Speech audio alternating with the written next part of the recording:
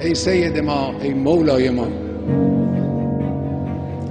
من جان ناقابلی دارم، جسم ناقصی دارم،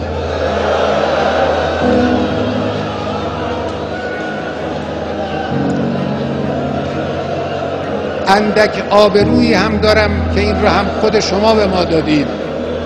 همه اینها رو من کف دست گرفتم، در راه این انقلاب و در راه اسلام فدا خواهم کرد.